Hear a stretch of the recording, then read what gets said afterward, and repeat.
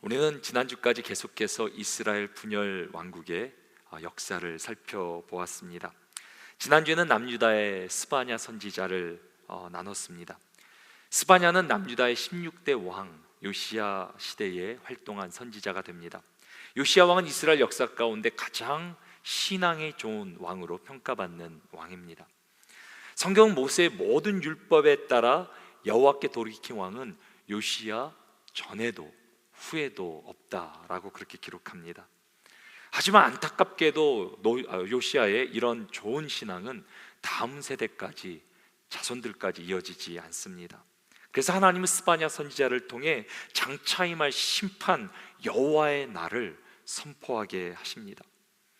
여호와의 날이 임할 때 하나님 없이도 살 수 있다라고 교만한 사람들, 그 사람들은 심판을 당하게 될 것입니다.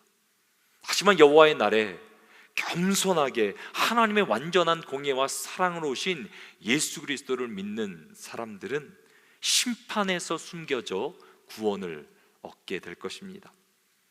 하나님은 겸손한 자로 인해 기뻐하시며 즐거운 노래를 부르실 것이라 스바냐 선지자를 통해 말씀하십니다. 그리고 하나님은 지금도 겸손한 사람을 찾고 계십니다. 이제 오늘은 지난주에 이어 겸손이라는 주제로 말씀을 이어가도록 하겠습니다. 오늘 말씀의 제목은 겸손한 마음입니다. 우리는 이스라엘 역사를 통해 하나님을 떠나 우상 숭배의 죄로 타락한 이스라엘 백성을 보게 됩니다. 공의로우신 하나님, 완전한 공의로 채워진 하나님께서는 죄를 심판하셔야만 합니다. 하지만 또한 완전한 사랑이신 하나님께서는 심판 가운데서도 끝까지 은혜를 멈추지 않으십니다. 그래서 겸손한 마음으로 은혜를 구할 때 심판에서 구원을 얻게 됩니다. 겸손한 마음을 가지고 죄에서 은혜로 돌이키는 과정을 우리는 회개라고 합니다. 그래서 겸손한 마음은 무엇입니까? 겸손한 마음은 회개하는 마음입니다. 이것이 오늘 말씀의 키포인트가 됩니다. 우리 같이 한번 믿음으로 고백하십니다. 겸손한 마음은 회개하는 마음입니다. 회개란 신앙생활에 있어 너무나도 중요한 주제가 됩니다. 회개가 없다면 죄사함도 없고 구원도 없습니다. 그래서 예수님께서 공생애를 시작하시며 가장 먼저 선포하셨던 말씀이 이 회개의 말씀입니다. 마태복음 4장 17절 말씀 우리 같이 한번 읽겠습니다. 이때부터 예수께서 비로소 전파하여 이르시되 회개하라 천국이 가까이 왔느니라 하시더라. 천국이 가까이 왔는데 하나님 나라를 소유하기 위해서는 너희가 마음을 돌이켜 회개해야 된다라고 주님은 말씀하십니다. 우리는 이 회개라는 주제를 보다 잘 이해하기 위해 잠시 구약의 이스라엘 역사를 내려놓고 오늘은 신약의 사도 바울 시대를 함께 살펴보려고 합니다. 오늘 본문의 배경은 고린도 교회가 됩니다. 그래서 먼저 고린도 교회 간에 여러분들에게 배경 설명을 드리도록 하겠습니다. 고린도 교회는 AD 50년경 바울의 2차 선교 여행 때 개척된 교회가 됩니다. 바울은 고린도에서 아굴라와 브리스길라 부부를 만나게 됩니다. 그리고 함께 동역하며 복음을 전합니다. 그리고 나중에는 실라와 디모데까지 함께 합류하여 이 고린도 지역에서 복음의 그런 사역을 감당합니다. 그러자 놀라운 복음의 역사가 이 고린도 땅에서 일어나게 됩니다. 사도행전 18장 8절입니다. 또 회당장 그리스보가 온 지방과 더불어 주를 믿으며 수많은 고린도 사람도 듣고 믿어 세례를 받더라. 회당장이 누구입니까? 유대교의 회당을 총괄하는 지도자입니다. 유대교 지도자까지도 복음을 받아들일 정도로 놀라운 역사가 일어나게 된 것입니다. 수많은 고린도의 이방인들까지도 복음을 듣고 예수 그리스도를 믿어 세례를 받게 되었다. 성경은 그렇게 전합니다. 이것이 고린도 교회의 시작이 됩니다. 사도 바울은 1년 6개월 동안 고린도에서 사역하다 다른 지역으로 전도하기 위해 떠나게 됩니다. 그런데 그때 사도 바울은 고린도 교회에 대해 이렇게 평가합니다. 고린도전서 1장 5절에서 7절 말씀입니다. 이는 너희가 그 안에서 모든 일, 그 모든 언변과 모든 지식의 풍족함으로 그리스도의 증거가 너희 중에 견고하게 되어 너희가 모든 은사에 부족함이 없이 우리 주 예수 그리스도의 나타나심을 기다림이라. 고린도 교회가 어떤 교회라고 소개합니까? 예수 그리스도 안에서 말씀의 지식이 풍성한 교회다. 말씀의 지식을 잘 알았던 교회입니다. 더 나아가 예수 그리스도를 굳건하게 믿음으로 풍성한 성령의 은사가 나타났다. 성령의 역사가 있었던 교회입니다. 그래서 고린도 교회는 놀라운 부흥을 경험한 교회입니다. 그런데 그렇게 좋은 교회가, 부흥했던 교회가 바울이 고린도 교회를 떠나자마자 문제를 당면하게 됩니다. 그리고 사도 바울은 고린도 교회가 당면한 대표적인 문제들을 이렇게 우리에게 소개합니다. 먼저 고린도 교회 성도들 가운데 음행의 문제, 성적 문제가 일어났다라고 말합니다. 고린도는 그 당시 항구 도시였기 때문에 많은 사람들이, 방문자들이 찾아오게 되었습니다. 그렇기 때문에 당연히 퇴폐 문화도 성행하게 됩니다. 그런데 심지어 교회 성도들조차 이 성적인 문제에 휩쓸리게 되었다라고 그렇게 말합니다. 심지어는 근친 상간의 그런 끔찍한 죄까지 그 교회 가운데 벌어지게 됩니다. 두 번째로 성도들 가운데 소송을 거는 일들이 문제가 생기게 됩니다. 아니, 교회 가운데 성도들과 문제가 있을 수 있는데 그것들을 세상의 법정에 가져가서 해결하려는 그런 일들이 일어나게 됩니다. 또 결혼 생활에 관련된 문제들이 일어나게 되고, 우상에게 바쳐진 제사 음식을 먹어야 되는지 말아야 되는지 거기에 대한 논란이 일어나게 됩니다. 또 많은 성령의 역사와 은사가 일어났는데 그러는 가운데 공예배의 삶 가운데 무절제한, 무질서한 일들이 일어나게 됩니다. 그리고 심지어는 육체의 부활을, 예수 그리스도의 부활을 부인하는 사람들까지 등장하게 됩니다. 그러니 교회가 어떻게 되겠습니까? 분열의 문제가 일어나게 됩니다. 이 생각 저 생각, 사람들이 갈려서 성도들 가운데 나는 아볼로파다, 베드로파다, 그리스도파라 파벌을 짓고 교회가 찢어지게 됩니다. 사도 바울은 3차 선교 여행 시에 에베소에서 3년을 머무는 가운데 고린도 교회 소식을, 문제를 접하게 됩니다. 그래서 AD 55년경에 고린도 성도들을 향해 편지를 보내게 됩니다. 이것이 바로 고린도 전서가 됩니다. 우리는 고린도 전서의 내용을 통해 바울이 이미 한번 고린도 성도들에게 편지를 전한 적이 있음을 알게 됩니다. 그래서 학자들은 고린도 전서를 바울의 두 번째 고린도 성도들에게 보낸 편지라고 해석합니다. 그리고 이 두 번째 편지 고린도 전서는 디모데를 통해 고린도 성도들에게 전해지게 됩니다.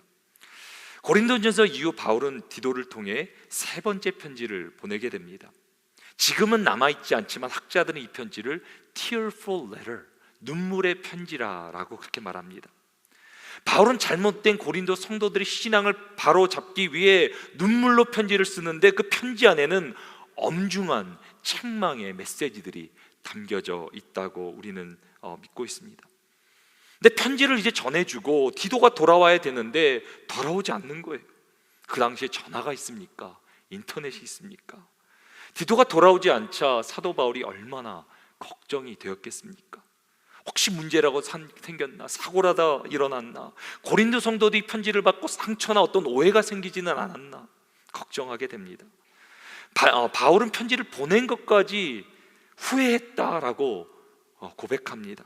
오늘 보면 8절입니다. 그러므로 내가 편지로 너희를 근심하게 한 것을 후회하였다 라고 사도 바울은 말합니다. 이제 바울은 에베소 지역에서 자리를 옮기게 되는데요, 마게도냐, 지금의 유럽으로 이제 떠나게 됩니다. 그리고 결국 마게도냐에서 디도를 만나게 됩니다. 그리고 기쁜 소식을 접하게 되는데 고린도 성도들이 바울의 그 눈물의 편지를 읽고 회개가 일어나 돌이키고 또 바울을 그리워한다라는 그런 좋은 소식을 받게 됩니다. 그래서 바울은 그 소식에 반응하여 네 번째 편지를 씁니다. 이것이 바로 오늘 본문이 포함되어 있는 고린도 후서입니다. 이 고린도 후서를 통해 사도 바울은 회개에 관한 중요한 세 가지 사실을 우리에게 알려줍니다. 그 첫 번째로는 회개는 근심으로부터 시작된다라는 사실입니다. 이것이 오늘 우리가 기억해야 될 첫 번째 포인트가 되는데요, 우리 같이 한번 믿음으로 고백하십니다. 회개는 근심으로부터 시작됩니다. 사도 바울은 회개의 시작이 근심이라고 우리에게 전합니다. 오늘 보면 9절입니다. 내가 지금 기뻐함은 너희로 근심하게 한 까닭이 아니요 도리어 너희가 근심함으로 회개함에 이른 까닭이라. 너희가 하나님의 뜻대로 근심하게 된 것은 우리에게서 아무 해도 받지 않게 하려 함이라. 사도 바울은 고린도 성도들에게 눈물의 편지, 혹독하게 책망의 메시지를 쓴 것을 후회합니다. 우리도 바울과 같은 그런 경험이 있지 않습니까? 누군가에게 편지나 이메일을 보내는데 보내고 나서 괜히 보냈다, 내가 왜 이런 것까지 썼을까라고 후회하는 그런 경우들이 있습니다. 그래서 최근에는 이런 사람들을 위해 지메일에서 보낸 후 30초 안에 이메일을 캔슬할 수 있는 그런 기능을 넣었다 그럽니다. 전 이런 기능이 있는지 최근에 알게 됐어요. 얼마나 이메일을 보내고 후회하는 사람들이 있으면 이런 추가 기능까지 넣겠습니까? 근데 사도 바울 당시에는 편지를 보내면 돌이킬 수 없는 거예요. 근데 디도가 돌아와 어떤 소식을 전해준 겁니까? 고린도 성도들이 근심함으로 회개함에 이르게 되었다. 바울의 책망이 있는 그 편지를 처음에 읽었을 때 왜 불편하지 않았겠습니까? 잘못을 드러내며 문제를 지적하는데 왜 마음이 어렵지 않겠습니까? 근데 하나님께서 그 심령 가운데 역사하십니다. 고린도 성도들의 마음 가운데 하나님이 역사하셔서 하나님의 뜻대로 근심하게 되었다. 세상에 그저 근심이 아니라 하나님께서 인도하시는 근심 가운데 나가게 되었다. 하나님 앞에서 자신의 잘못과 허물을 깨닫게 되고 근심하기 시작합니다. 이것을 사도 바울은 하나님의 뜻대로 하는 근심이라고 우리에게 전합니다. 사랑하는 성도 여러분, 근심이 무엇입니까? 근심이나 삶의 어떤 문제나 상황이 펼쳐져 불안을 느끼며 깊은 염려 가운데 빠지는 것을 말합니다.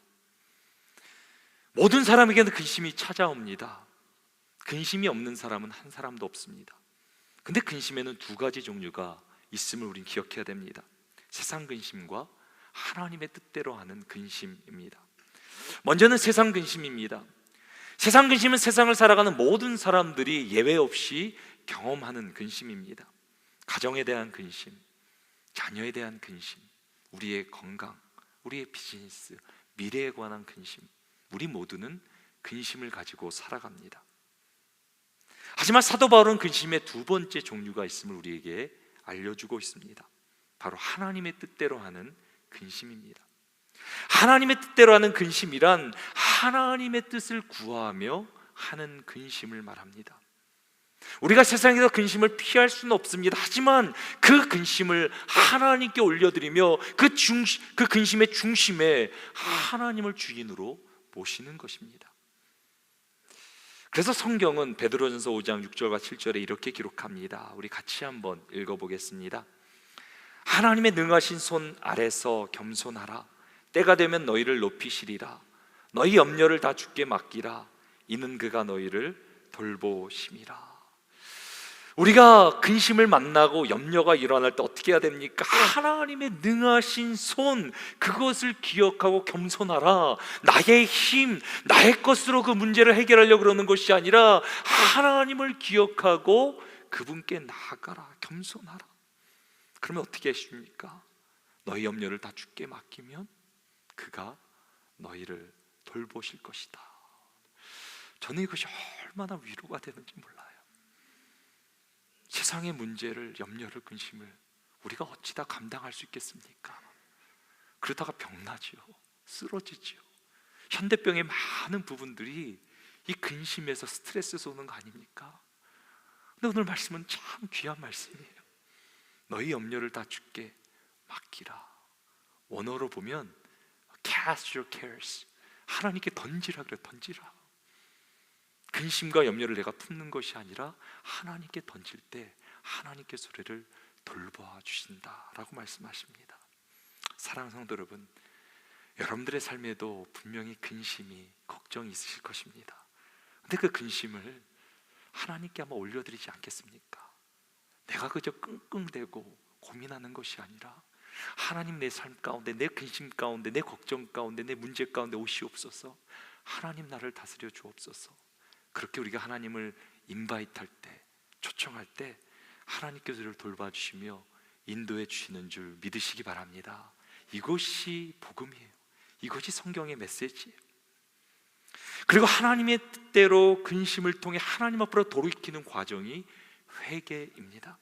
그리고 이 회개에는 놀라운 역사가 있다라고 사도 바울은 말합니다. 오늘 보면 10절에 사도 바울은 이렇게 고백합니다. 하나님의 뜻대로 하는 근심은 후회할 것이 없는 구원에 이르게 하는 회개를 이루는 것이요, 세상 근심은 사망을 이루는 것이니라. 근심이 그저 세상 근심으로 남아있으면, 우리가 그 근심을 붙들고 있으면 아무런 역사도 일어나지 않습니다. 이것은 사망에 이르게 한다. 우리를 더 힘들게 하고 망하게 한다.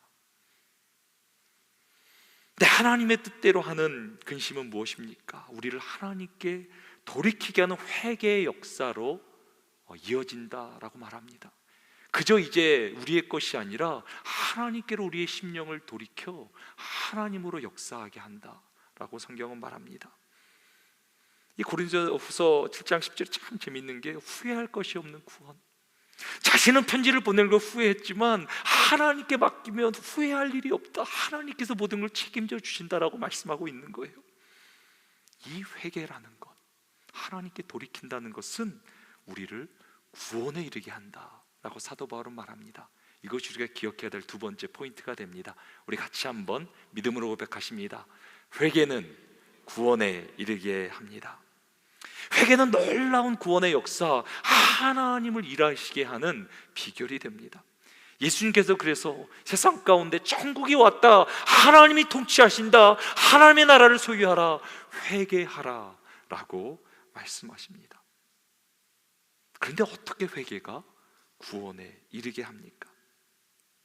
성경이 말하고 있는 가장 중요한 주제는 하나님의 공의와 사랑입니다. 공의로우신 하나님이 죄와 절대 공존하실 수 없으십니다. 반드시 죄를 심판하셔야만 합니다. 그리고 성경은 최후 심판의 날이 반드시 우리 가운데 임할 것이라 라고 말씀하십니다. 베드로후서 3장 10절입니다. 그러나 주의 날이 도둑같이 오리니 그날에는 하늘이 큰 소리로 떠나가고 물질이 뜨거운 불에 풀어지고 땅과 그 중에 있는 모든 일이 드러나리로다. 베드로 사도는 최후의 심판날이 도둑같이 우리 가운데 올 것인데, 마지막 하나님의 심판대 앞에 아무것도 설 수 없다. 하늘도 떠나가고 모든 세상에 존재하는 물질들도 뜨거운 불에 풀어지게 될 것이다. 그리고 소멸하신 하나님의 거룩한 불 앞에서 인간의 모든 것이, 모든 숨겨진 죄악들이 드러나게 될 것이다. 성경은 말해주고 있습니다. 그래서 심판의 날에 올 것을 기억하며 두려움으로 지내라 라고 사도 베드로는 우리에게 권면합니다. 여러분 혹시 법원에 가보신 적이 있습니까? 저는 대학교 때 운전하다가 처음 티켓 받아서 법정에 갔는데 얼마나 무서웠는지 몰라요. 말을 어떻게 해야 될지 모르고 말 한마디 잘못해도 혹시 감옥에 가는 건 아닌가, 얼마나 두려웠는지 몰라요. 세상 법정도 그런데 완전하신 하나님의 공의로 다스리시는 하나님의 법정에 선다면 얼마나 무시무시하겠습니까? 누가 하나님의 공의를, 그분의 심판을 견디겠습니까? 누가 하나님의 거룩한 불을 통과할 수 있겠습니까? 인간이 얼마나 타락한 존재입니까? 이스라엘 역사를 통해 우리가 깨닫는 것은 무엇입니까? 인간의 끊어지지 않는 죄악입니다. 하나님을 떠나 세상의 우상을 숭배하며 죄악으로 가득 찬 그 이스라엘의 모습, 근데 그 모습이 또한 나의 모습이 아닙니까?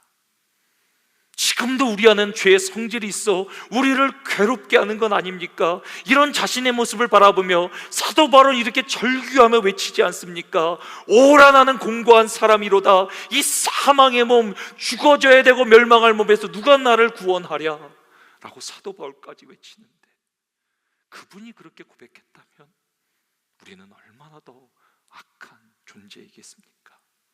우리는 심판받아 마땅합니다. 죄로 인해 소망 없이 죽어야 되는데, 멸망당해야 되는데, 우리를 위해 하나님께서는 그분의 독생자, 가장 귀한 예수 그리스도를 보내주셔서 우리 대신 그분을 십자가에 죽게 하십니다. 우리를 심판하셔야 될 재판장이 우리 대신 자신의 독생자를 심판함으로 그 독생자의 죽음으로 우리가 심판에서 구원을 받게 되었습니다. 이것이 복음이죠. 새 성경이 전하는 놀라운 복음의 메시지가 무엇입니까? 우리가 범죄하기 이미 전에 창세 전부터 하나님께서는 구원의 계획을 갖고 계셨다는 거예요. 이게 신비한 하나님의 지혜와 능력이에요. 인간이 죄를 짓기도 전에 이미 하셔서 인간을 구원할 계획을 하셨다. 사도 바울은 하나님의 구원의 계획에 관해 이렇게 우리에게 전합니다. 중요한 구절이기에 우리 함께 로마서 8장 30절 같이 한번 읽어보겠습니다. 또 미리 정하신 그들을 또한 부르시고 부르신 그들을 또한 의롭다 하시고 의롭다 하신 그들을 또한 영화롭다 하셨느니라. 아멘. 이게 구원의 여정, 구원의 서정, 이렇게 구원의 그런 단계를 말하는데요, 하나님 우리가 범죄하기도 전에 창세 전에 우리를 택하셨다. 이것을 우리는 예정이라고 말합니다. 그리고 우리를 택하신, 예정하신 하나님께서는 우리를 부르십니다. 이것이 소명이라는 구원의 단계입니다. 그리고 하나님은 하나님의 완전한 공의와 사랑을 이 땅에 드러내시기 위해 예수 그리스도를 보내십니다. 그분의 십자가의 죽음으로 우리의 모든 죄악을 대속하여 주시고 우리의 구원을 완전히 십자가 위에서 완성하십니다. 그래서 예수 그리스도를 믿는 자마다 의롭다함을 얻게 됩니다. 이것이 바로 칭의, 의롭지 않은 사람이 의롭다함을 얻었다라는 말입니다. 오늘 예배에 오신 우리 모든 분들, 하나님께 여러분들을 얼마나 사랑하시는지요, 여러분들을 위해 독생자 예수 그리스도를 보내주셨습니다. 여러분들 모두가 예수 그리스도를 믿고 하나님의 의롭다 하심을 얻고 심판에서 영생을 누리게 되기를 주님의 이름으로 축원합니다. 그리고 마지막으로 예수 그리스도께서 다시 오실 그 영광스러운 날, 우리는 예수 그리스도의 영광에 참여할 것이라 놀라운 구원의 완성을 성경은 말해주고 있습니다. 이것을 우리는 영화라, 영화의 과정이라 말합니다. 호련히 우리는 예수 그리스도의 부활의 옷을 입고 더 이상 썩어지는 이런 육체가 아니라 완전하고 거룩한 예수 그리스도의 부활체 같은 그런 옷을 입게 될 것이다. 그것이 우리의 오직 소망이죠. 이 땅에 썩어질 것이 우리의 소망이 아니라 다시 오실 예수 그리스도, 우리를 죽음에서 구원해 줄 예수 그리스도, 우리 가운데 육신의 장막을 다 벗어버리고 완전한 새 옷으로 우리를 던져 주실 그날, 새 하늘과 새 땅이 임할 그날 우리는 바라보며 달려나가는 거죠. 그리고 예수 그리스도의 의롭다함을 얻은 그 상태, 지금 우리의 상태, 또 장차 예수 그리스도께서 재림하실 때 영화가 이루어지는 그때, 그 두 상태 사이의 과정을 우리는 성화의 과정이라고 우리는 말합니다. 우리가 예수 그리스도를 믿고 예수 그리스도의 재림을 기다리는 과정이 바로 성화의 과정인 것입니다. 그리고 오늘 본문에서 사도 바울이 말하고 있는 구원이라는 것도 이 성화의 과정을 의미합니다. 바울이 편지하는 고린도 성도들은 예수 그리스도를 믿지 않는 사람들이 아니었습니다. 이미 바울을 통해 복음을 접했고 예수 그리스도를 믿고 세례를 받고 신앙생활을 하던 성도들이었어요. 근데 바울은 뭐라고 말합니까? 이미 예수 그리스도를 믿은 고린도 성도들에게 구원에 이르게 하는 회개, 성화의 과정을 말하고 있는 거예요. 성경이 가르쳐주고 있는 구원을 잘 깨닫지 못하면 오해가 생기고 신앙에 문제가 일어납니다. 구원을 천국 가는 티켓 정도로 생각하는 성도들도 있습니다. 이미 영혼의 구원을 받았기 때문에 더 이상 회개도 필요 없다라고 말하는 잘못된 신앙, 잘못된 이단들도 있습니다. 구원은 인간이 헤아릴 수 없는, 이해할 수 없는 하나님의 놀라운 능력이자 지혜예요. 이 구원을 성경 안에서 발견하지 못하고 깨달지 못하면 십자가의 은혜가 값싼 은혜가 될 수도 있어요. 고린도 교회 문제도 결국 이 구원을 잘 이해하지 못해서 일어난 문제라고 할 수 있습니다. 하나님은 놀라운 은혜를 베풀어 주셨는데 그 아들까지 주심으로 그분의 완전한 공의와 사랑을 이루어 주셨는데 아직도 우리는 그분을 의지하지 못하고 그분을 닮아가지 않고, 그것이 구원인데 그분 안에 거하며 그분을 닮아가는 게 성화, 거룩한 단계, 그것이 구원의 과정인데 아직도 세상을 버타요 세상을 의지하며 살아가는 우리들의 모습을 보게 됩니다. 이런 현상은 이스라엘 역사 가운데도 일어났고 초대교회 역사 가운데도 일어났고 지금도 우리 가운데 일어나고 있습니다. 특별히 여러분들 미국을 위해 기도해 주시기 바랍니다. 이제 11월 5일이 되면 대선이 있게 되는데요, 우리가 미국을 하나님 말씀의 기준을 가지고 바탕을 가지고 세워졌다 그러는데 지금은 아닌 것 같아요. 우리가 옛날에 아무리 옛날 것을 자랑하는 것이 아니라 지금 우리가 믿음을 지켜야 되죠.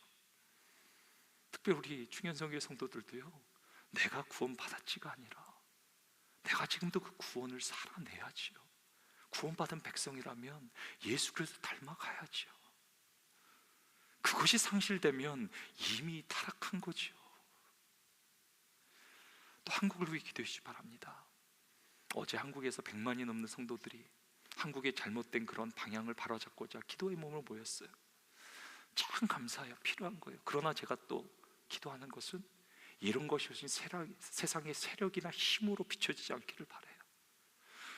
우리는 교회는 어떤 존재라면 세상이 자랑하는 게 아니라요, 하나님 앞에 겸손하게, 세상 앞에 겸손하게 우리의 힘을 자랑하는 게 아니라, 과시하는 게 아니라 겸손하게 십자가의 길을 걷는 것, 그것이 주님께서 우리를 불러주신 교회의 본질이에요.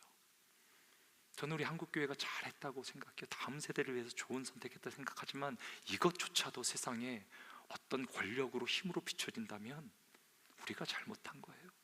평소 때 우리가 겸손하게 세상을 섬기며 세상 가운데 하나님의 의를 드러내는 것, 뜻을 살아가는 것, 그것이 우리가 살아가야 될 그런 방향인데 이제까지 그렇게 살지 못했기 때문에 세상은 우리가 뭔가 하자 그러면 힘이라고 말하고 권력이라 말하고 또 교회를 그렇게 오해합니다. 그런데 우리에게 날마다의 삶이 어떻게 됩니까? 두렵고 떨리는 마음으로 하나님의 뜻대로 근심함으로 우리가 회개하는 것, 그것이 구원이라고, 구원받은 삶의 모습이라고 말합니다. 그리고 사도 바울은 빌립보서 2장 12절에 이렇게 말합니다. 그러므로 나의 사랑하는 자들아, 너희가 나 있을 때뿐 아니라 더욱 지금 나 없을 때에도 항상 복종하여 두렵고 떨림으로 너희 구원을 이루라. 구원을 얻었다를 넘어 구원이 현재형으로, 현재 진행형으로 이루어져야 된다라고 구원에 대해서 분명하게 말해줍니다. 사랑하는 성도 여러분, 우리는 예수 그리스도의 공로로 의롭다함을 얻었습니다. 하지만 우리 안에는 죄성이 남아 있습니다. 그래서 날마다 우리는 예수 그리스도를 쫓아 우리 자신 십자가에 못 박고 항상 두렵고 떨림으로 복종하여 우리의 구원을 이루어야 합니다. 이것이 성경이 우리에게 가르쳐주고 있는 구원이란 것입니다. 그렇기 때문에 구원에 이르는 참된 회개는 순종으로 반드시 드러나야 합니다. 이것이 우리가 기억해야 하는 마지막 세 번째 포인트가 됩니다. 우리 같이 한번 믿음으로 고백하십니다. 회개는 순종으로 드러나야 합니다. 사도 바울은 고린도 성도들이 회개했다 그러는데 그것을 어떻게 알 수 있습니까? 어떻게 그것이 참된 회개임을 알 수 있습니까? 그들의 순종을 통해 알 수 있었다라고 우리에게 말합니다. 오늘 보면 11절입니다. 보라, 하나님의 뜻대로 하게 된 이 근심이 너희로 얼마나 간절하게 하며 얼마나 변증하게 하며 얼마나 분하게 하며 얼마나 두렵게 하며 얼마나 사모하게 하며 얼마나 열심 있게 하며 얼마나 벌하게 하였는가. 너희가 그에 대하여 일체 너희 자신의 깨끗함을 나타내었느니라. 고린도 성도들은 하나님의 뜻대로 근심함으로 하나님께 나아갑니다. 회개합니다. 그 마음의 통회함과 회개함이 일어나는데요, 그것은 그저 감정과 지식이 아니라 구체적인 삶의 순종으로, 행동으로 나타나게 됩니다. 행위가 없는 믿음이 죽은 믿음인 것처럼 순종이 없는 회개는 참된 회개가 아닙니다. 참된 회개는 순종으로 드러나야 됩니다. 고린도 성도들은 바울의 편지를 받고 회개하는 가운데, 하나님의 뜻대로 회개하는 가운데 통회하고 자복하고 더 나아가 하나님의 뜻에 순종하는 자리까지, 참된 회개의 자리까지 나아갑니다. 그렇게 참된 회개는 하나님의 놀라운 구원의 역사를 일으킬 것이라 사도 바울에게 가르쳐 줍니다. 이제 오늘 말씀을 생각하며 크라이스트 커넥션 우리 같이 한번 읽어보겠습니다. 모든 죄는 거룩하고 선하신 하나님에 대한 도전이며 형벌을 받아 마땅합니다. 하지만 하나님은 십자가의 죽음으로 순종하신 예수님을 통해 구원의 길을 열어주셨습니다. 이제 겸손히 죄를 회개하고 예수님께로에게 돌아오는 사람은 구원을 얻게 됩니다. 아멘. 이제 말씀을 생각하며 이번 주에 적용할 수 있는 두 가지만 여러분들과 나누기를 원합니다. 우리는 이번 한 주 세상 근심에서 거룩한 근심으로 나아가야 합니다. 이번 한 주 우리에게 또 근심은 찾아올 것입니다. 그러나 근심에 빠지지 마시고 그냥 근심을 내가 붙들지 마시고요, 하나님께 맡기세요. 하나님의 뜻대로는 근심으로 나아가세요. 우리의 믿음은 잘 보면 어린아이 같습니다. 어린아이는 제법 잘 걷기도 하고 뛰기도 하지만 자주 넘어집니다. 근데 자꾸 넘어지는 것이 불안해서 왜 걷지 말라고 얘기하지 않아요. 왜 자꾸 넘어지냐고 야단치지 않아요. 어린아이들은 넘어지는 게 당연해요. 우리의 신앙이 그런 것 같아요. 우리는 어린아이 같아. 하나님 앞에서 또 넘어지고 쓰러지고 좌절하고 근심 가운데 힘들어하고. 근데 그 어린아이들을 바라보는 누군가가 있어요. 바로 아이의 부모예요. 넘어지는 거 바라보며 그러나 위험에 빠지지 않도록 끝까지 아이를 눈동자같이 지키며 보호하는 존재가 있어요. 우리 하나님 아버지가 그런 분이시라. 우리가 또 넘어지고 쓰러지고 죄로 인해 고달파하며 스트럭을 하지만 하나님께서 우리와 함께 하시며 우리와 동행해 주신다. 그렇다면 중요한 것이 무엇입니까? 나의 믿음을 자랑하는 것이 아니라 오늘도 나와 함께 하시면 나를 도와주시는 그분을 바라보며 그분을 의지하는 것, 우리의 모든 근심의 순간 가운데 믿음의 눈으로 그분을 바라봐 나의 근심이 하나님의 뜻대로는 근심으로 바뀌게 되는 것, 그것이 우리가 이번 한 주에 살아갈 길입니다. 그렇게만 할 수 있다면, 나를 내려놓고 내 것을, 내 주장을, 내 힘을 내려놓고 주님만 바라볼 수 있다면 그 회개는, 하나님께 돌이킴은 하나님의 놀라운 기적을, 역사를 일으킬 것이라 성경은 분명히 말해 주십니다. 우리가 거룩해지는 과정은 쓰러지지 않는 것이 아니라 쓰러져도 다시 일어날 수 있는 것, 그것이 성화입니다. 성화는 넘어지지 않는 상태로 도달하는 것이 아니라 넘어져도 다시 일어날 은혜를 주시는 상태, 그것이 성화입니다. 그래서 이번 한 주 어떤 고난이, 근심이 찾아올지라도 이 말씀을 기억하시고 그 근심을 주께 맡기세요. 하나님께서 여러분들을 반드시 도와주시고 하나님의 가장 완벽한 때에 하나님의 영광을 우리 모두가 보게 될 줄로 믿습니다. 이제 두 번째로는 참된 회개는 무엇이 나타나야 돼요? 순종으로 드러나야 됩니다. 우리가 어떨 때 우리의 상황 가운데 감정을 하나님께 나아갈 수 있어요. 하나님께 회개하는 척할 수 있어요. 근데 그 안에 순종이 없다면, 행동에 변화가 없다면 그것은 참된 회개가 아닌 것입니다. 회개는 그저 지식이나 감정의 돌이킴이 아닙니다. 행동의 변화가 일어날 때 참된 회개가 일어나는 것입니다.